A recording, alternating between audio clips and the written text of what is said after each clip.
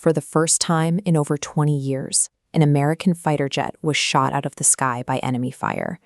The aircraft was an F-15E Strike Eagle, a multi-million-dollar platform. It went down in the remote, punishing mountain ranges of southern Iran. Both crew members managed to eject before impact. Search teams pulled the pilot out that same day, but the second officer, the weapons system officer, remained missing. He was stranded deep inside hostile territory. To defend himself against the search parties he knew were coming, he carried exactly one weapon, a standard-issue sidearm. The Iranian government reacted instantly.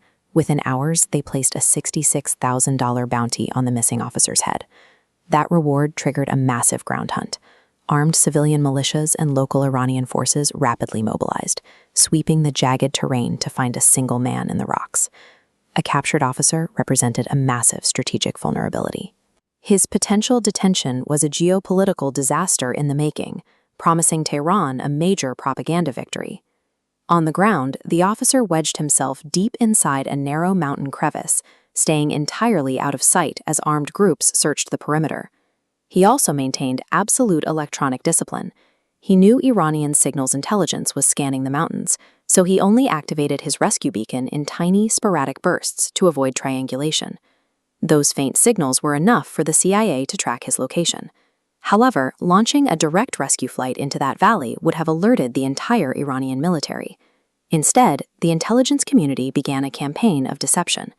They intentionally leaked false reports to global media, claiming the officer had already been safely extracted. While the officer hid in the south, the U.S. sent transports north toward Isfahan to create a massive false radar signature.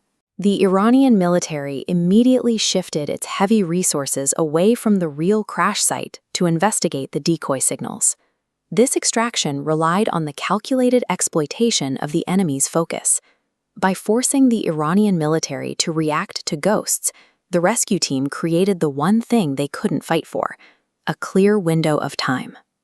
With the Iranians looking elsewhere, Navy SEALs flew into the southern mountain range under the cover of pitch darkness. As the team moved in, U.S. aircraft hammered the surrounding perimeter. They dropped a wall of bombs to create a physical barrier between the officer and the pursuing ground forces. From a 7,000-foot cliff face, the officer became an active participant in his own rescue. He used that high ground vantage point to physically guide the airstrikes onto the Iranian troops closing in on his location. Then, the logistics failed.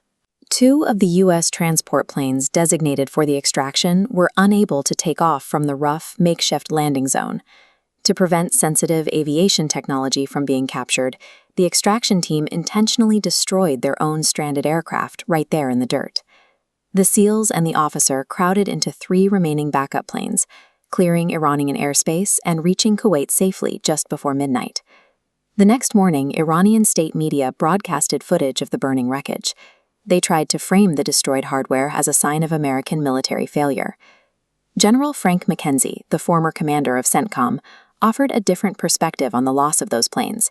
He noted that while a multi-million-dollar aircraft takes a year to build, it takes 2 centuries to build the ethos of this mission, that the military will sacrifice any amount of hardware to ensure no one is left behind.